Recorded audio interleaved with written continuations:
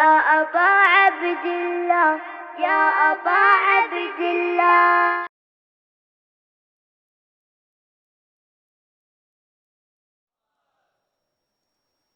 والصلاة والسلام والتحية والإكرام على أفضل الموجودات العبد المؤيد والرسول المسدد المصطفى الأمجد المحمود الأحمد، أعني أبا القاسم محمد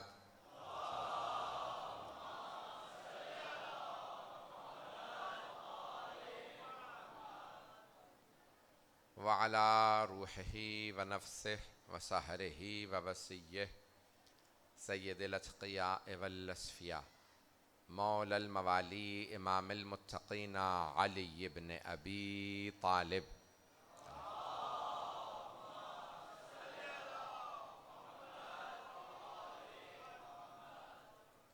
وعلى أوصيائه لا سيما بقية الله في الأرضين روحي وأرواح العالمين لتراب مقدمه الفدا، واللعنة الدائمة على أعدائهم أجمعين من الآن إلى قيام يوم الدين. أما بعد، فقد قال الله الحكيم في كتابه الكريم: بسم الله الرحمن الرحيم. وما عندكم ينفد وما عند الله باق ولا يجزي الذين صبروا أجرهم بأحسن ما كانوا يعملون. صدق الله العلی العظیم. صلوات.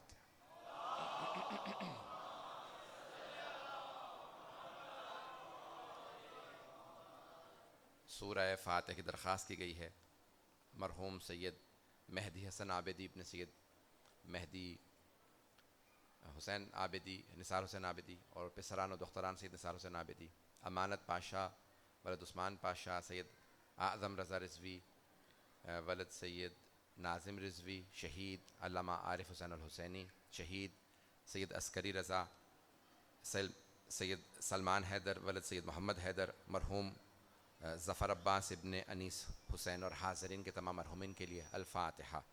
بسم اللہ الرحمن الرحیم. الحمد للہ رب العالمین الرحمن الرحیم مالک یوم الدین ایاک نعبد و ایاک نستعین اهدنا الصراط المستقیم صراط الذین انعمت علیہم غیر المغضوب علیہم. بسم اللہ الرحمن قل هو الله احد الله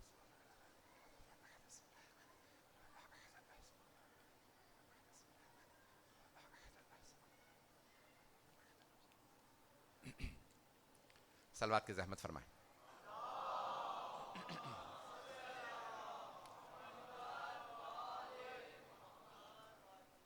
قرآن کریم بڑے واضح الفاظ میں ارشاد فرما رہا ہے کہ ما عندکم ینفد، جو کچھ تمہارے پاس ہے وہ فنا ہونے والا ہے.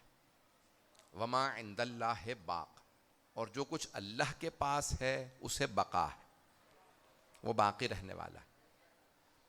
ولا یجزی الذین صبروا اجرہم باحسن ما کانوا یعملون، اور وہ جو صبر کرنے والے ہیں اللہ فرماتا ہے کہ اللہ نے ان کا اجر ان کے اعمال سے بھی بہتر رکھا ہے. جب اللہ اجر دیتا ہے تو انسان کے عمل کو نہیں دیکھتا، وہ اپنی عظمت کو دیکھ کے اجر دیتا. میں نے اس آیت کا انتخاب کیا ہے، میں نے کوشش کی کہ نئے مطالب آپ کی خدمت میں پیش کروں گا. محرم کی آمد ہے، جو چند مطالب میں پیش کروں انہیں قبول فرما لیجئے گا. آواز سب کو میری صاف آ رہی ہے؟ عزیزان گرامی، اللہ اس آیت میں بہت خوبصورت انداز سے فرماتا ہے ما عندکم ینفد، جو کچھ تمہارے پاس ہے اسے فنا ہے، وہ ختم ہو جائے گا. وما عند اللہ باق، جو اللہ کے پاس ہے وہ باقی رہے گا. اس لیے جب انسان راہ خدا میں کچھ دے دیتا ہے تو پھر انسان کا اپنا نہیں رہتا، وہ اللہ کا ہو جاتا. جب اللہ کا ہو جاتا ہے تو اسے بقا مل جاتی ہے. جیسے مولا کائنات کی حدیث مشہور، تھوڑی سی توجہ کر لیں گے، کچھ لوگ تو پہنچ گئے ہیں. تو مولا کائنات کی مشہور معروف حدیث ہے کہ جب انسان صدقہ دیتا ہے راہ خدا میں تو وہ صدقہ جاتے ہوئے 5 چیزیں کہہ کے انسان کے ہاتھ سے جاتا ہے. میں سب پیش نہیں کروں گا، تھوڑی توجہ کیجیے گا. جاتا ہوا صدقہ انسان کے ہاتھ سے کہتا ہے میری کچھ قیمت نہیں تھی، تو نے مجھے باارزش بنا دیا. بھئی انسان راہ خدا میں صدقہ وہ دیتا ہے جس کی کوئی قیمت نہیں ہوتی. جو انسان, اگر توجہ ہو, صدقہ جو دیتے ہیں ہم, جو کچھ نہیں ہوتا وہ صدقے میں دیتے ہیں, لیکن جب نظر دیتے ہیں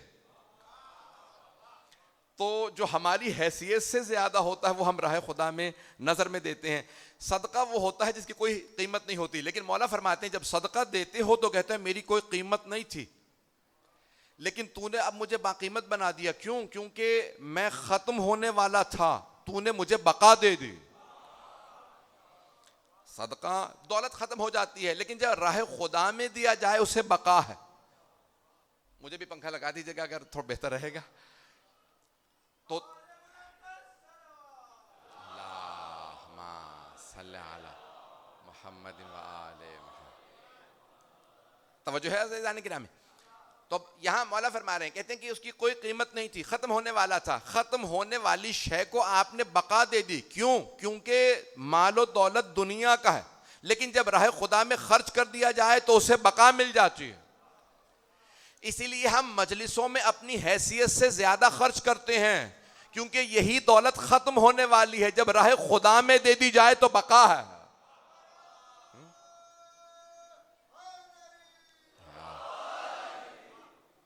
عزیزان گرامی, ہر وہ شے جو راہ خدا میں دے دی جاتی ہے اسے بقا ہے. ہر وہ شے جو راہ خدا میں خرچ کی جائے تو دولت ختم ہو جائے گی, اسے بقا اللہ کی راہ میں دینے سے ہے. آپ کے پاس جو کچھ ہے ختم ہو جائے گا. جو کچھ ہے, میں نے بڑی تمہید باندھی ہے, شاید میں کچھ مطالب پیش کر پاؤں جو میں نے مطالب ذہن میں آمادہ کیے ہیں, توجہ رکھیے گا میرے ساتھ. تو عزیزان گرامی, میں جو پیش کر رہا ہوں, ایک بیٹے نے اپنے باپ کی مجلس رکھی ہے. اگر آپ کے ذہن میں سورہ قصص ہو, بلکہ سورہ کہف کی چند آیات پیش کر دوں اس سے پہلے کہ سورہ قصص سے کوئی آپ کی خدمت میں مطالب پیش کروں. سورہ کہف 18واں سورہ قرآن کریم کا, اور اس میں اللہ نے جناب موسیٰ اور خضر کے واقعے کو بڑی تفصیل سے پیش کیا ہے. میں اس واقعے کو پورا نہیں پڑھنا چاہتا, واقعہ ذہنوں میں ہوگا, اگر کہیں گے تو میں صرف اشارہ کرتے ہوئے آگے بڑھ جاؤں, اگر کہیں تو پورا واقعہ پیش کروں گا, نہیں تو میں واقعہ پڑھنا نہیں چاہ رہا ہوں. یہ بسم اللہ واقعہ نہ پڑھنے پہ ہے, یہ واقعہ پڑھنے پہ ہے, پڑھنے پہ ہے. چلیں, وہ کہہ رہے ہیں نہیں پڑھنے پہ ہے, ہوا آ رہی. تو عزیزان گرامی, صرف جناب موسیٰ کے ذہن میں خیال آیا, مشہور واقعہ ہے کہ میں نے اب فرعون کو شکست دے دی ہے, میں صاحب امت ہوں, صاحب کتاب ہوں, صاحب شریعت ہوں, میں نے فرعون جیسے ظالم کو شکست دے دی. من مثلی, مجھ جیسا کون ہوگا؟ بھئی جو تکبر کرے وہ نبی نہیں ہو سکتا. جناب موسیٰ علیہ السلام نے تکبر نہیں کیا تھا, صرف ذہن میں خیال آیا تھا مجھ جیسا کون ہوگا. اللہ نے فوراً وحی نازل کی, موسیٰ جاؤ جا کے ہمارے ایک خاص بندے کے پاس دوبارہ سبق سیکھو. عبد من عبادنا, اللہ نے بندہ کہا ہے, عبد کہا ہے. جناب خضر کو نام نہیں لیا, نبی نہیں کہا, رسول نہیں کہا, بندہ کہا ہے, اپنا عبد کہا ہے. رسول خدا کو بھی جب آپ گواہی دیتے ہیں تو پہلے کہتے ہیں عبدہ و رسولو, رسول بعد میں ہیں, عبد پہلے ہیں. سارا مجمع نہیں ہے, میں اشارہ کر کے آگے بڑھنا چاہ رہا تھا. تو اللہ نے پہلے عبد کہا, بعد میں رسول کہا, نبی بعد میں, رسول بعد میں, اولو العزم بعد میں, خاتم النبیین بعد میں, پہلے عبد. اسی لیے اللہ نے عبد کو معراج کرائی ہے, رسول کو نہیں.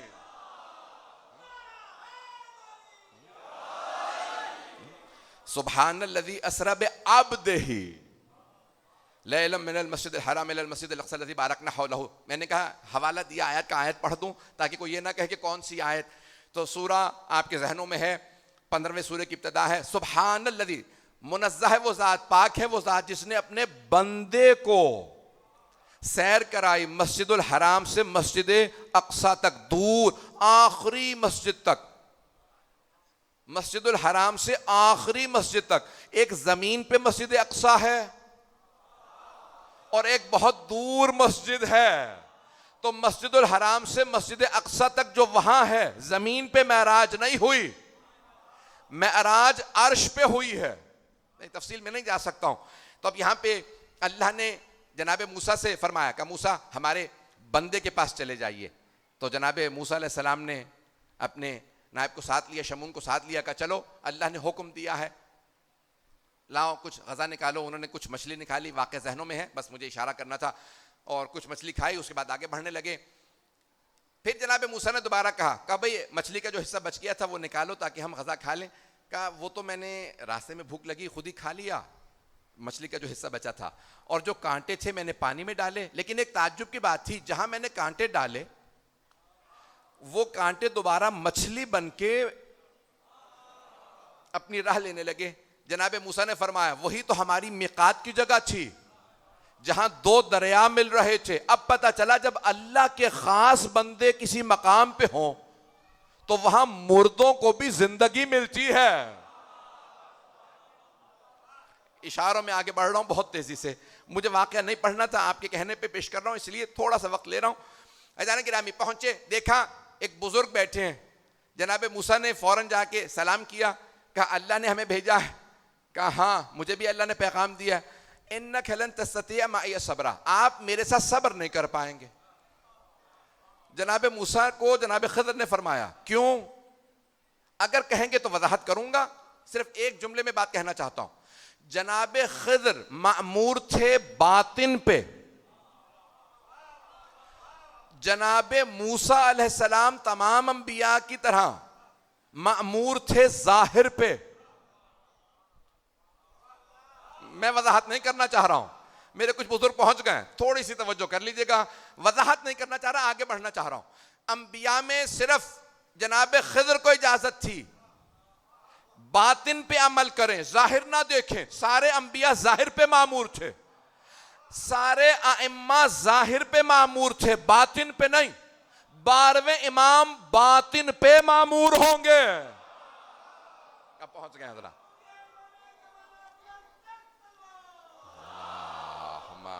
صلی علی محمد وآلہ. وضاحت کروں یا اگر پہنچ گئے تو وضاحت نہیں کرنا چاہ رہا ہوں, واقعہ بھی پڑھنا نہیں چاہ رہا تھا. دیکھیں ظاہر دیکھ رہے ہیں کہ ظاہر میں کوئی آدمی نیک ہے, باطن میں نہیں دیکھ رہے کہ یہی قاتل ہے. جناب خضر باطن پہ مامور تھے, جناب موسیٰ کے ظاہر کو دیکھ کے باطن تک پہنچے. آپ میرے ساتھ صبر نہیں کر پائیں گے. جناب موسیٰ ظاہر پہ مامور تھے. کہا کیسے, جب موقع ہی نہیں دیا تو پہلے ہی کیسے کہہ رہے ہیں, موقع تو دیجئے. کہا ٹھیک ہے موقع دے دیتا ہوں. کچھ لوگ پھر پہنچ گئے ہیں. عزیزان گرامی میں ایک جملہ روک کے پیش کر رہا ہوں, واقعہ روک کے پیش کر رہا ہوں اپنے بچوں کے لیے, نوجوانوں کے لیے, کیونکہ بہت سے بزرگ پہنچ گئے. جناب امیر نے خط لکھا تھا یمن کے گورنر کو, پہنچ گئے حضرات. یمن کے گورنر کو خط لکھا, کہا بھئی تو مجھے بہت پسند ہے, گزشتہ سارے گورنر میں نے معزول کر دیے, تجھے باقی رکھوں گا, تو میرا چاہنے والا, مجھے ماننے والا. اپنے جیسے 10 افراد بھیج دے, ان کی تربیت کر دوں.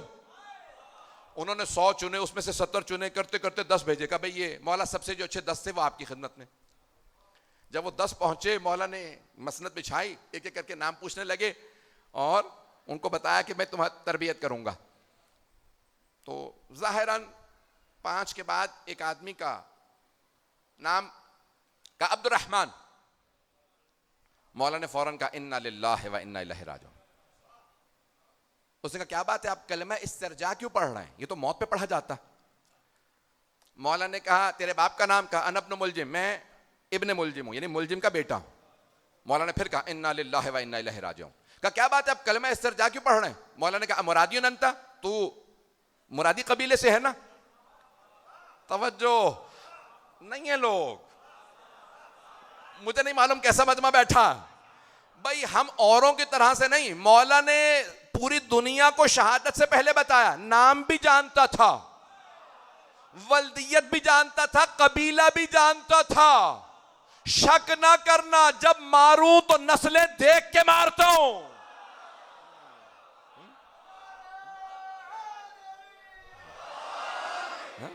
پہنچ رہے نا حضرات. تو مولانا نے کہا مرادی انت, تو مرادی خاندان سے نہیں ہے. کہا ہاں میں عبد الرحمن ابن ملجم مرادی ہوں. مولا نے کہا, جب اس نے کہا بار بار کلمہ استرجاع کیوں پڑھ رہا, کیا میں مرنے والا ہوں. مولا نے کہا نہیں, تو میرا قاتل ہے. کہا پھر آپ مجھے مار دیجئے اگر قاتل ہوں. مولا نے کہا کس جرم میں, جو تو نے بھی کیا ہی نہیں. اسلام میں جرم پہلے سزا بعد میں. میں ظاہر پہ مأمور ہوں. کہا نہیں میں آپ کا قاتل نہیں. مولا نے کہا بتا رہا ہوں. کہا پھر کیوں بتا رہے ہیں؟ کہا اس لیے تاکہ تو توبہ کر لے. کوئی یہ نہ کہ علی کو پتہ نہیں تھا، قاتل کو بتایا نہیں تھا. بتا دیا تھا پھر بھی وہ باز نہیں آیا. اب پتہ چلا اگر دل کالے ہو، پیغام پہنچ رہا ہو، پھر بھی لوگ باز نہیں آتے. کوئی یہ نہ کہے یزید کو پتہ نہیں تھا.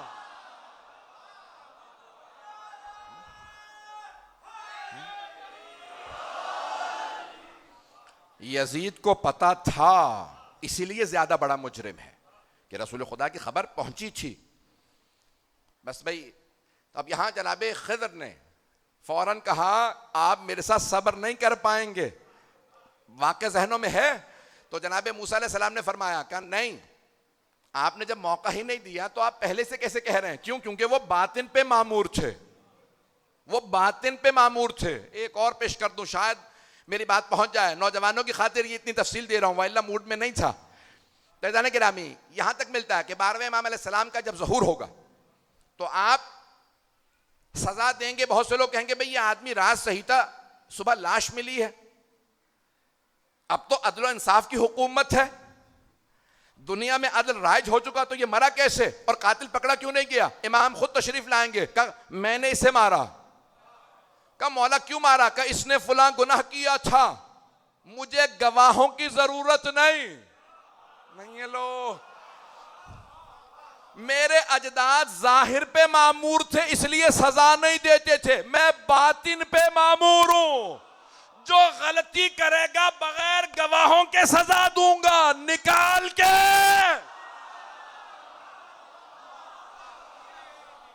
اب پہنچ گئے.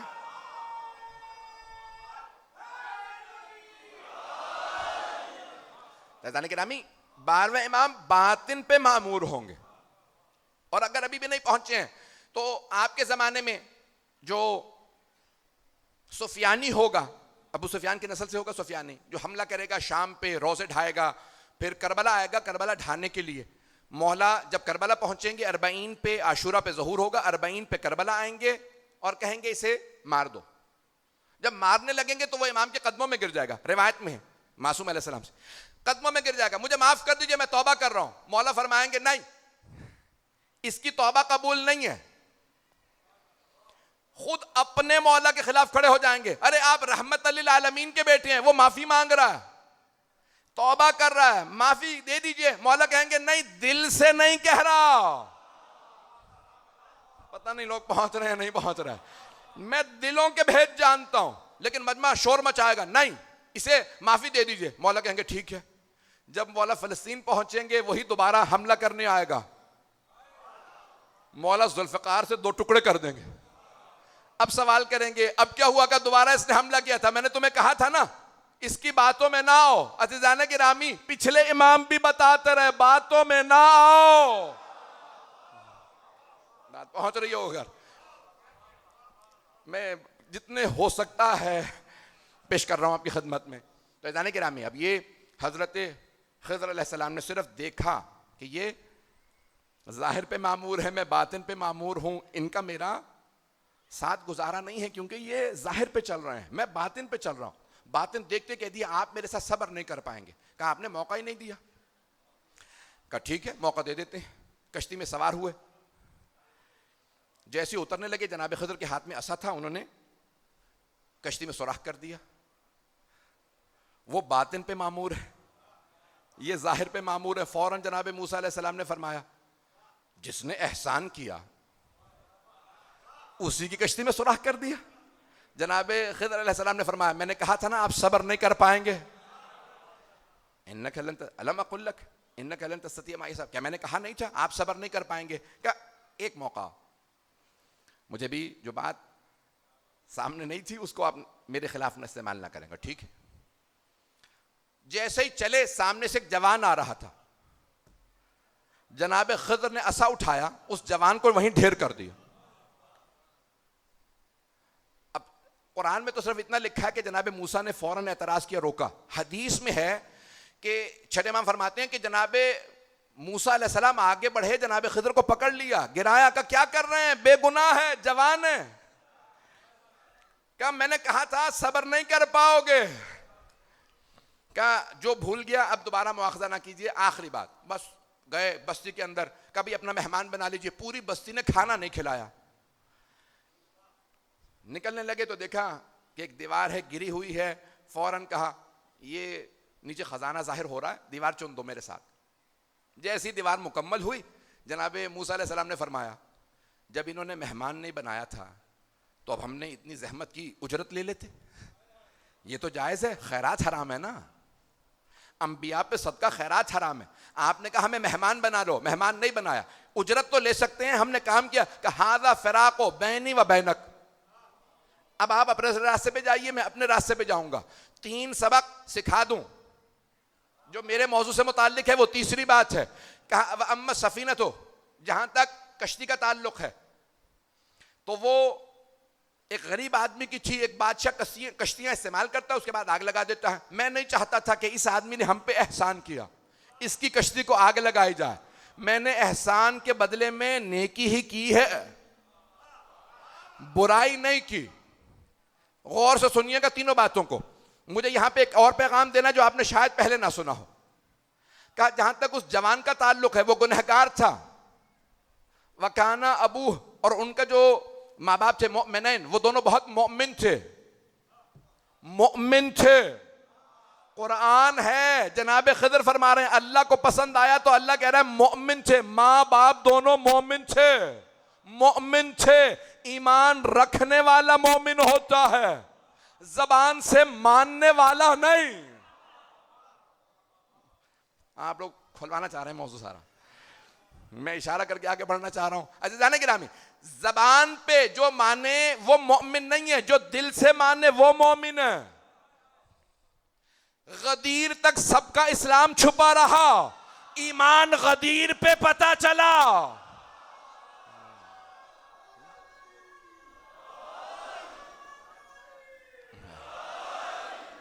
بس بھائی جس محبت سے آپ سن رہے ہیں اسی محبت سے چلتے رہیے گا. تو عزیزان گرامی، تیسرا پہلو کا وَأَمَّا الْجِدَارُ فَكَانَ لِغُلَامَيْنِ يَتِيمَيْنِ فِي الْمَدِينَةِ وَكَانَ تَحْتَهُمَا كَنْزٌ لَهُمَا وَكَانَ أَبُوهُمَا صَالِحًا. مجھے اس بات کو صرف پیش کرنا ہے. تو عزیزان گرامی، اب یہاں ایک پیغام جو آپ نے پہلے نہیں سنا ہوگا شاید. میں نے دیکھا ایک تفسیر کے اندر وہاں پہ جملے ہیں کہ جہاں تک کشتی کا تعلق ہے تو اللہ ایک پیغام جناب موسیٰ کو اور بھی دے رہا تھا. موسیٰ یاد ہے تابوت میں رکھ کے ماں نے بہا دیا تھا. ابھی کشتی میں سوار تھے، خضر نے کشتی میں سوراخ کیا، آپ نے فوراً اعتراض کر دیا. کبھی یہ سوچا کہ اس اللہ نے ماں کو حکم دیا تابوت میں رکھ کے بہا دے، اگر اسی تابوت میں سوراخ ہو جاتا تو آپ ڈوب جاتے. کبھی سوچا اتنے درندے دریائے نیل میں، اتنے مگرمچھ، اتنی مچھلیاں، اتنے دریائی گھوڑے، اتنے جانور، آپ کو کسی نے نقصان نہیں پہنچایا. موسیٰ ہم نے تابوت کو بچایا تھا.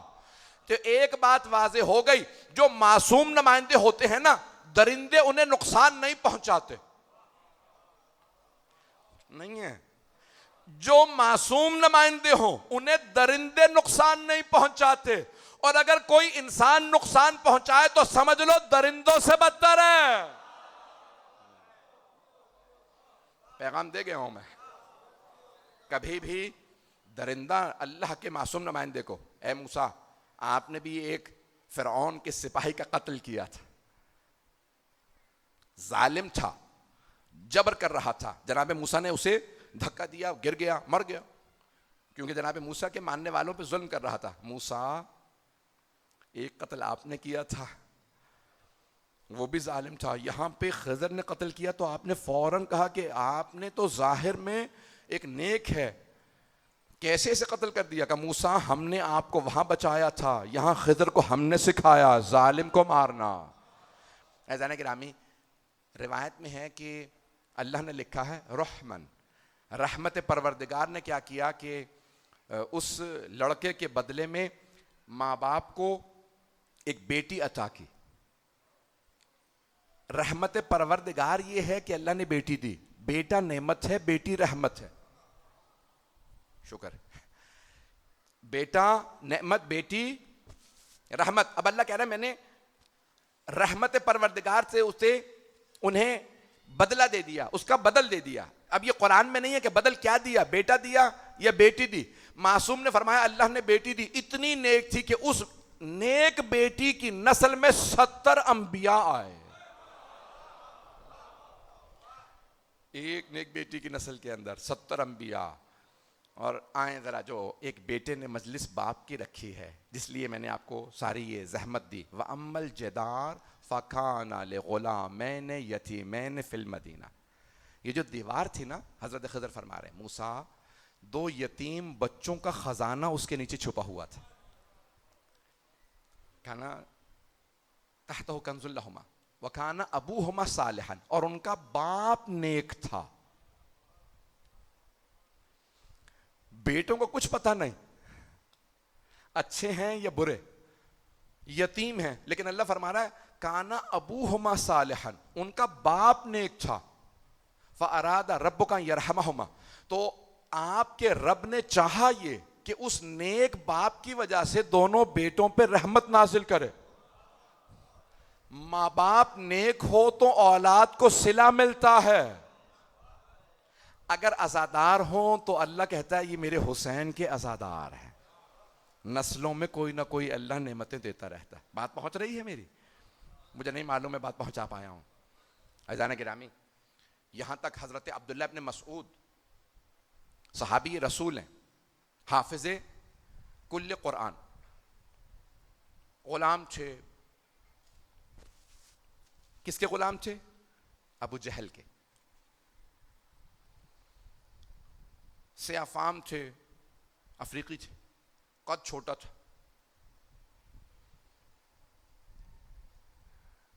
حافظ کل قرآن, 70 سورے خود رسول خدا سے سن کے حفظ کیے, اور باقی جناب مولائے کائنات.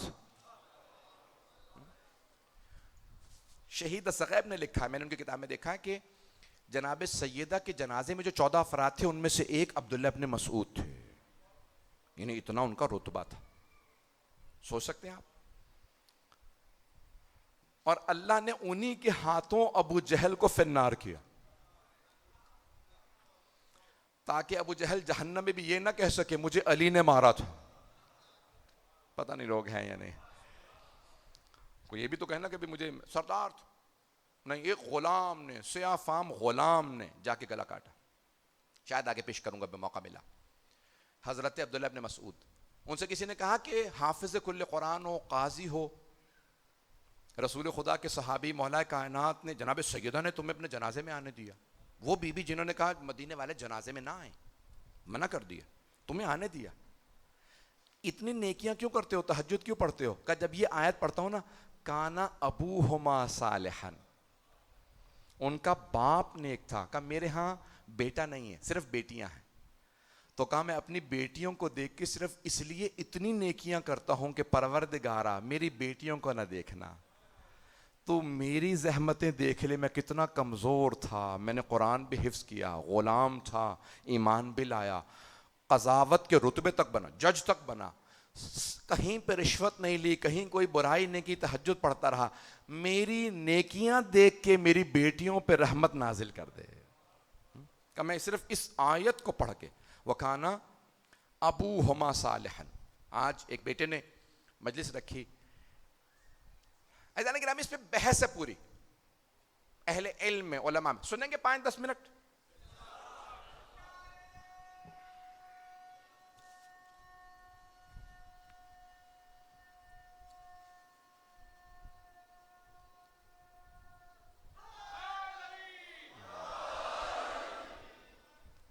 محرم کی آمد ہے, 2-4 باتیں سن لیجئے گا, جو اہم پیغام سمجھتا ہوں وہ دینا چاہ رہا ہوں.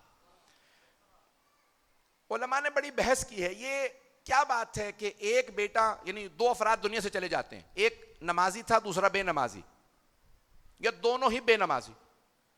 ایک کا بیٹا باپ کی نمازیں پڑھواتا ہے, دوسرے کا بیٹا نمازیں نہیں پڑھواتا. 2 افراد تھے دنیا سے چلے گئے, دونوں کے بیٹے موجود ہیں. ایک کا بیٹا مجلس کرواتا ہے, ایک کا بیٹا مجلس نہیں کرواتا. ایک کا بیٹا اس کے لیے قرآن پڑھتا ہے, دوسرے کا بیٹا قرآن اس کے لیے نہیں پڑھتا, فاتحہ بھی نہیں پڑھتا. کیوں؟ سوال سمجھ میں آیا؟ یہ اتنی, ایک کا بیٹا نیکیاں کر رہا, دوسرے کا بیٹا کیوں نہیں کر رہا؟ وہ کہتے ہیں کہ بیٹوں میں کچھ نہیں ہے, باپ ہی کی کوئی نیکی تھی کہ اللہ نے ایک کے دل میں ڈالا, اس بے نمازی کی نمازیں پڑھوا دے. وہ خیرات نہیں کرتا تھا, تو خیرات دے دے. وہ مجلس کا محتاج ہے, تو مجلس کروا دے. کہ اسی میں کوئی نیکی تھی جو یہ بیٹا نیکیاں کر رہا. پتہ نہیں بات پہنچی یا نہیں پہنچی. وَكَانَ أَبُوهُمَا صَالِحًا, باپ نیک تھا. بس اتنی نیکی لے آئیے اپنے اندر کہ اگر اولاد ہو تو یاد رکھے, نہ ہو تو اللہ کوئی فرشتہ مأمور کر دے کہ یہ میرا تھا. بے انتہا روایات ہیں کہ جو لاولد ہوتے ہیں ان کے لیے بھی اللہ انتظام کرتا. مجھے بھی مسلسل 2-3 دن ہوئے اشتہارات دیکھنے میں مل رہے تھے کہ کالے کپڑوں کی پتہ نہیں کیا کچھ. یہ ہم نے انہیں موقع دیا, یہ ڈیزائنر کلوتھ لے کے آئیں, یہ سب کچھ. یہاں پہ بڑی بڑی محترم شخصیات موجود ہیں. پرانے لوگ محرم میں نیا کپڑا نہیں پہنتے تھے, اور اگر نیا کپڑا لے لیا تو محرم سے پہلے پہن لیتے تھے تاکہ کبھی بھی سوگ میں نیا لباس نہ ہو. ایسا ہے یا نہیں؟ کبھی بھی نیا لباس نہیں پہنتے تھے. عزیزان گرامی, ہم جناب سید الشہداء کا غم سب سے بڑا غم ہے.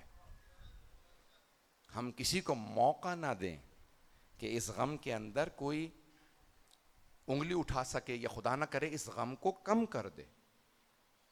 اس غم کے اندر کہیں پہ بھی کوئی ایسی رکاوٹ نہ آنے دیں. 2 باتیں کہنا چاہتا ہوں. اور پہلا, لباس. سادہ لباس ہونا چاہیے, سیاہ لباس ہو, لیکن انسان اپنے اس لباس کو دکھاوے کے لیے نہ پہنے, مولا حسین کے غم میں. دوسری بات کہنا چاہتا ہوں, سادہ کھانا ہو. جناب سید الشہداء کے غم میں آئے ہیں. یہ بھی فلسفہ درست ہے. بہت سے لوگ کہتے ہیں نہیں, کربلا میں ہر طرح کا تبرک دیا جاتا ہے, گوشت بھی ہوتا ہے, سب کچھ. جانتے ہیں کیوں؟ وہ امیر لوگ جو وہ تبرک دیتے ہیں وہ خود نہیں کھاتے. وہ کہتے ہیں یہ جو پورے سال جنہوں نے گوشت نہیں کھایا انہیں ہم گوشت کھلا دیں. احادیث میں ہے گوشت نہ کھاؤ زیادہ, دل سخت کر دیتا ہے. اور جب چوتھے امام علیہ السلام سے بیبیوں نے شکوہ کیا نا کہ اے سید سجاد, ہم اتنا روتی ہیں, اب ہمارے آنسو خشک ہو گئے, روتے ہیں آنسو نہیں آتے, کیا کریں؟ تو آپ نے فرمایا کہ پھوپھی اماں, مسور کی دال بہت زیادہ پانی میں پکائیے, یہ آنسو بناتی ہے. بیبیاں روتی تھیں, آنسو نہیں آتے تھے. کیوں؟ رو رو کے آنسو خشک ہو گئے تھے. 8ویں امام فرماتے ہیں, اے میرے جد حسین, آپ کے غم نے ہماری آنکھوں کو زخمی کر دیا. آنکھیں زخمی کیسے ہوتی ہیں؟ جب انسان زیادہ روتا ہے نا, آنکھیں زخمی ہو جاتی. تو تیسرا پیغام یہ ہے کہ جب بھی آئیں نا عزاداری کے اندر, خاص طور سے اپنے بچوں سے, نوجوانوں سے یہ عرض کروں گا, کبھی نہ ہو کہ مجلس میں آئیں اور آنسو نہ آئے. میرے بھائی, میرے بزرگ, میرے بچے, میں آج بہت سے پیغام ذہن میں لایا تھا, بہت سے مطالب, لیکن مختصر جتنا کر سکتا ہوں میں نے کر دیا. وقت گزر گیا. یہ میں جو اختتام پہ چند باتیں کہوں ان پہ ذرا غور کر لیجئے گا. ایک بیٹے نے مجلس رکھی ہے باپ کی, اور کچھ شہداء کے نام بھی لکھے, اور ایک ایسے مومن کا نام لکھا جو شیعہ ہوئے تھے, چلے گئے, کہا ان کے لیے بھی فاتحہ ہو جائے. دیکھیں, اولاد میں کوئی ایسا شاید نہ ہو, خاندان میں کوئی نہ ہو جو مجلس کو مانتا ہو, لیکن اللہ بندوبست کر دیتا ہے. جو حسین کے راستے پہ آ جائے, خدا مسبب الاسباب ہے. پھر کسی کا رشتہ نہیں ہوتا, وہ پھر بھی کہتا ہے ان کے لیے بھی فاتحہ پڑھ دیجئے گا. ایسا ہی ہوتا ہے, خدا مسبب الاسباب ہے. آئیں ذرا چلیے. ان کا خاندان جمع ہے, سب لوگ آئے ہیں. کیوں؟ ایک بیٹے نے باپ کی مجلس رکھی ہے. ہر اولاد کو شوق ہوتا ہے جب میرا باپ چلا جائے نا تو زیادہ سے زیادہ لوگ مجلس میں آئیں. ایسا ہی ہے, کوئی نہیں چاہتا میری مجلس ہو کوئی نہ آئے. میرے لاکھوں سلام اس بی بی پہ جنہوں نے خود فرمایا یا ابوالحسن میری مجلس میں کسی کو نہ بلائیے گا, انہوں نے مجھے بڑا ستایا ہے.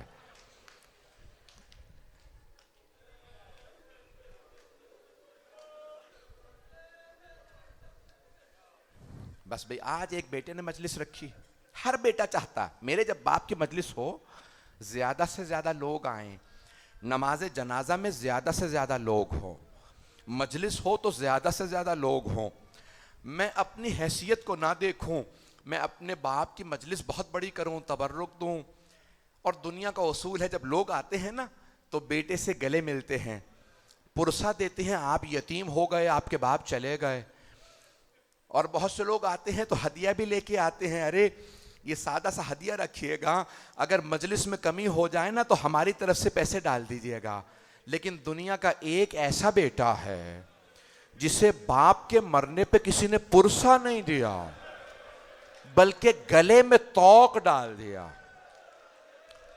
آج کسی عابدی نے مجلس رکھی ہے, کسی عابدی کی, لیکن وہ جو عابد بیمار تھے, سید سجاد تھے, کسی نے انہیں گلے نہیں لگایا, پرسہ نہیں دیا, گلے میں توق ڈالا, ہاتھوں میں ہتکڑیاں پہنائیں, پاؤں میں بیڑیاں.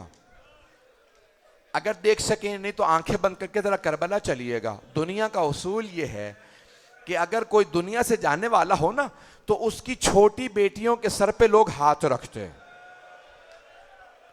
لیکن امام حسین کی بیٹی کے بالوں میں کسی نے ہاتھ ڈالا. اجرکم اللہ, اجرکم اللہ. لوگ نئی بالیاں پہناتے ہیں, کسی ملعون نے بالیاں چھین لیں.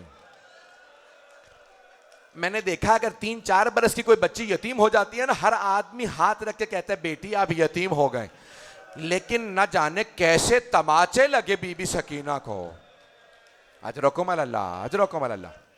بس بھائی جب آنسو آ گئے ہیں تو میں یہاں مکمل نہیں کرنا چاہتا, میرے ساتھ چلیے گا, 5 منٹ کی زحمت دوں گا. جب مولا سجاد 11 محرم کو قیدی بنا لیے گئے نا تو ایک مرتبہ مولا سجاد نے دیکھا کہ ساری بیویاں ناقہ پہ سوار کر دی گئی ہیں, بس ایک ایسی بیوی تھی جو پشت ناقہ سے مولا سجاد کو دیکھ رہے ہیں. اور ایک مرتبہ اس بیوی کی عظمتوں پہ لاکھوں سلام, نہ جانے کیا دیکھا, انہوں نے اپنے آپ کو ناقہ سے گرا دیا. مولا سجاد آگے بڑھے اور کہا پھوپھی اماں یہ کیا کیا آپ نے؟ رو کے سوال کرنے لگے. کہا بیٹا سجاد یہ کیا حالت بنا رکھی ہے آپ نے؟ آپ کا رنگ سفید پڑ گیا, لگتا ہے جسم میں خون ہی نہیں ہے, آپ کے آنسو بہتے چلے جا رہے ہیں, بیٹا کیا بات ہے؟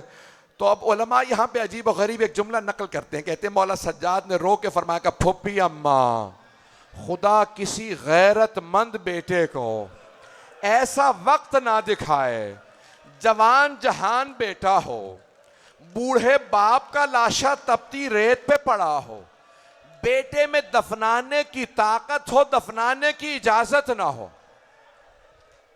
اجرکم اللہ, اجرکم اللہ. بے محرم آ رہا ہے, شاید کل چاند رات ہو, استقبال محرم میں 2 جملے سن لیجئے گا. میں اور آپ عزاداری نہیں کر سکتے جو مولا سجاد عزاداری کر گئے ہیں. اجرکم اللہ, اجرکم اللہ. میں دیکھ رہا ہوں میرے بہت سے بھائی سینے پہ, بہت سے سر پہ, بہت سے چہرے پہ ماتم کر رہے ہیں. بھئی آپ نے تو مصائب سنے, مولا سجاد نے لاشا دیکھا تھا. اجرکم اللہ. چلے گئے مولا سجاد, گلے میں توق ہے, چلے گئے. پھر 13 محرم کو واپس آئے, 13 محرم کو واپس آئے. سویم ہے, بنی اسد سب کھڑے دیکھ رہے ہیں کس لاشے کو کہاں دفنایا جائے.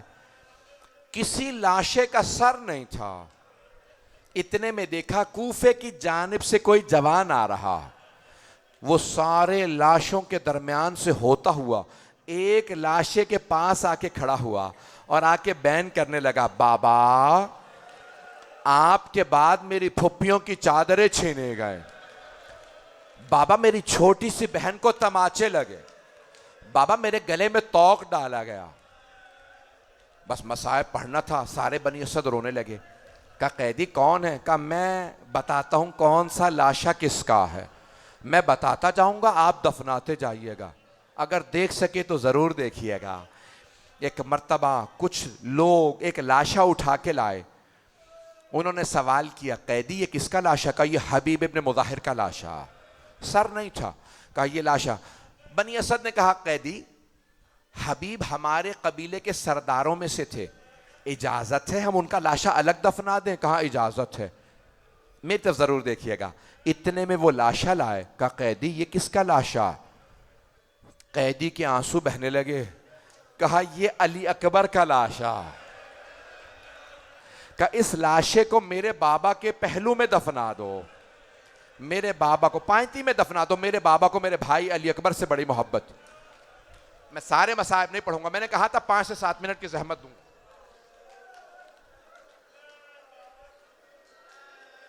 میری طرف دیکھ سکے تو دیکھیے گا. اتنے میں کچھ لوگ آئے بنی اسد کے, کہنے لگے قیدی ایک لاشا فرات کے کنارے پڑا, اس کے سارے اعضاء ٹوٹ گئے, صرف بازو اور سر قلم نہیں ہے, اسے اتنے گرز مارے گئے ہیں, ہم جس عضو کے نیچے ہاتھ رکھتے ہیں وہ ٹوٹ جاتا. مولا سجاد نے رو کے فرمایا وہ میرے چچا عباس کا لاشا, وہ لاشا وہیں دفنا دو. اب آپ سن نہیں پا رہے ہیں, برداشت کریں گے؟ اگر دیکھ سکے میری طرف دیکھیے گا. میں اپنی ماؤں بہنوں بیٹیوں سے کہوں گا ذرا آنکھیں بند کر کے کربلا چلے. اب ایک آدمی چھوٹا سا لاشا لایا, قیدی ایک بچے کا لاشا ملا. مولا نے فرمایا یہ میرے بھائی علی اصغر کا لاشا. بس بھائی زحمت تمام. میں نے 11 محرم پیش کر دیا آپ کی خدمت, 13 محرم بتا دیا, مولا چلے گئے. 13 محرم کو مولا سجاد, میں نے سارے نہیں پڑھے مصاحب, دفنایا اپنے بابا کے لاشے کو, چلے گئے. جانتے کیا لکھا؟ جب جانے لگے نا تو ایک مولا نے اپنے ہاتھ کی انگلی سے مٹی پہ جملہ لکھا. کہاں؟ سید الشہداء کے مرقد پہ.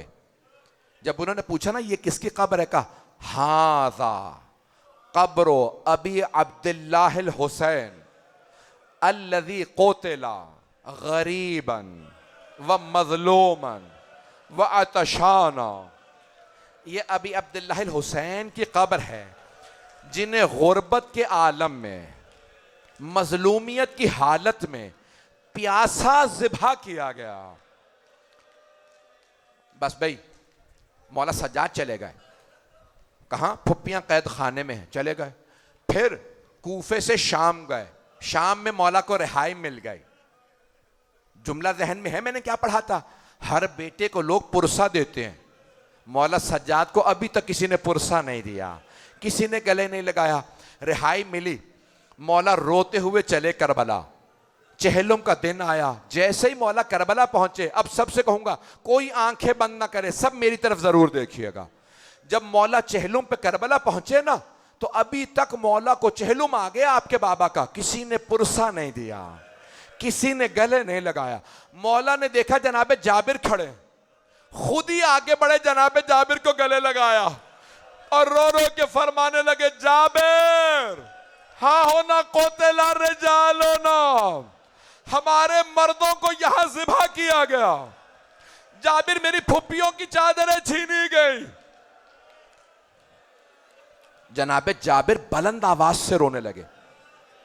جب جناب جابر رو رو کے تھک گئے نا, مولا سجاد نے فرمایا اے جابر آپ ذرا کچھ دور چلے جائیے. جناب جابر بڑے غیرت مند صحابی تھے, رسول خدا کے عاشق, اہل بیت کے چاہنے والے تھے. جناب جابر نے فرمایا کہ مولا میں سمجھ رہا ہوں آپ کیوں کہہ رہے ہیں کہ دور چلا جاؤں؟ مولا مجھے پتا ہے آپ کی پھپھیاں پردے دار ہیں، آپ نہیں چاہتے کہ کوئی نامحرم کھڑا ہو جب آپ کی پھپھیاں آئیں، لیکن مولا آپ تو جانتے ہیں میں نابینا ہو چکا ہوں، اب میں دیکھ نہیں سکتا، مولا پھپھیوں کو بلا لیجئے۔ جناب سید سجاد نے بس ایک جملہ کہا، جابر آپ دیکھ نہیں سکتے، سن تو سکتے ہیں، میری پھپھیاں ابھی بین کریں گی، ہائے علی اکبر، ہائے قاسم، ہائے عباس، اور پھر آخر میں کہیں گی واہ حسین، الا لعنت اللہ علی القوم الظالمین وَسَيَعْلَمُ الَّذِينَ ظَلَمُوا أَيَّ مُنْقَلِبٍ يَنْقَلِبُونَ۔ بس میں 2 منٹ کی زحمت دوں گا، میں نے مجلس جلدی ختم کر دی ہے 45 منٹ میں، 2 سے 4 منٹ کی دعائیہ جملے۔ محرم کا استقبال ہے، شب جمعہ ہے، شب دعا ہے، ہر دعا قبول ہے۔ مجلسوں میں جائیے گا نا، اپنے مرحومین کی طرف سے جائیے گا، آپ کو تو پورا ثواب ملے گا، انہیں بھی ثواب مل جائے گا۔ اپنے اپنے مرحومین کو یاد کیجئے گا جن کے خاص طور سے ماں باپ نہیں ہیں۔ آئیں ذرا ایک جملہ پیش کروں، روایات میں ہے کہ شب جمعہ میں انبیاء معصومین ائمہ کربلا چلے جاتے ہیں، یہاں تک روایت میں ہے کہ حتیٰ حضرت سیدہ سلام اللہ علیہا مدینے سے کربلا آ جاتی ہیں۔ میں سوچتا تھا ماں کا احترام تو سب پہ واجب ہے، یہ ماں بیٹے کی زیارت کے لیے کیوں آ رہی ہیں؟ تو پھر میں نے سوچا بیٹا زخمی اتنا ہے، ماں کہتی ہوں گی میرے لال آپ نہ آئیے، میں مدینے سے کربلا آ جاؤں گی۔ بس بے روایات میں ہے کہ جناب سیدہ خود کربلا آتی ہیں۔ پروردگارہ آج کی اس شب کے صدقے میں، آنے والے محرم میں، سفر میں، جہاں جہاں عزادار بس رہے ہیں سب عزاداروں کی حفاظت فرما، جہاں جہاں عزاداری ہو رہی ہے عزاداری کی حفاظت فرما، ہمارے مقامات مقدسہ کی حفاظت فرما۔ پروردگارہ تجھے واسطہ اپنے عزت و جلال کا، ہم سب کو ہماری گنہگار آنکھوں کو امام زمانہ کا ظہور دیکھنا نصیب فرما، دشمنان اہل بیت کو نیست و نابود فرما، داعش و طالبان کو آل سعود کو غارت فرما، مومنین کی حفاظت فرما۔ پروردگارہ جنت البقیع دوبارہ تعمیر ہوتا دیکھنا نصیب فرما۔ بہت سے لوگوں نے التماس سے دعا کی ہے، یہ 1444 کا محرم شروع ہونے والا ہے، 100 سال ہو جائیں گے انہدام جنت البقیع کو۔ 4 امام ہیں ہمارے جنت البقیع میں، لیکن ان کی قبروں کو ڈھا دیا گیا ہے۔ نہ جانے ان ملعونوں کو کتنا بغض ہے آل محمد کا کہ ان کے بغض میں پورے جنت البقیع کو ڈھا دیا۔ آئیں ذرا ہاتھوں کو بلند کیجئے گا، ایک واسطہ دوں گا، پروردگارہ اس بی بی کا واسطہ جن کے پاؤں زخمی تھے، وہ مدینے سے جا چکی ہیں کربلا کے لیے، ایک واسطہ دینا چاہتا ہوں، شب جمعہ ہے، برداشت کر لیجئے اگر میں نے زیادہ مصائب پڑھ دیا ہے، محرم کے لیے تیار کر رہا ہوں تاکہ یہ آنکھیں عادی ہو جائیں رونے کے لیے۔ جب وہ بی بی مدینے سے گئی تھی نا تو روضہ رسول سے ہو کے گئی تھی، اور جب واپس آئیں تو پہلے گھر نہیں گئیں، ایک مرتبہ فرمایا سید سجاد مجھے پہلے نانا کے روضے پہ لے جائیے گا، اور جب آئی نا نانا کے روضے پہ، رسول خدا کو ان کے گھر میں دفنایا گیا تھا آپ کی وصیت کے مطابق، تو بی بی نے دونوں ہاتھ دروازے پہ رکھے، سارے مدینے والے مسجد نبوی میں جمع تھے، بی بی نے بلند آواز سے رو کے فرمایا یا جدہ انی ناعیت الیک بولدک الحسین، نانا میں آپ کے نواسے حسین کی سنانی لائی ہوں۔ نانا میں 70 قدم کے فاصلے پہ کھڑی تھی جب شمر نے حسین کا امامہ اتارا، بالوں میں ہاتھ ڈالا، خنجر چلایا، بس یہ جملہ کہنا تھا، مدینے والے بلند آواز سے رونے لگے۔ جب سب روتے روتے تھک گئے تو بی بی نے ایک جملہ کہا، نانا اگر نامحرموں کا مجمع نہ ہوتا میں اپنی کلائیوں سے چادر ہٹاتی، نانا میں بازوؤں کے پشت کے نیل دکھاتی، آپ کی امت نے مجھے اتنے تازیانے مارے۔ پروردگارا، بی بی کی عظمتوں کا واسطہ ہمیں اور ہمارے تمام مرحومین کو جناب خاتون جنت کی شفاعت نصیب فرما، زندگی میں بار بار سید الشہداء کی زیارت نصیب فرما، آخرت میں مولا حسین کی شفاعت نصیب فرما۔ اپنی اپنی حاجات طلب کر لیجئے گا۔ پروردگارہ شب جمعہ ہے، کسی کی دعا کو رد نہ فرما۔ اس شب جمعہ میں ہمیں جناب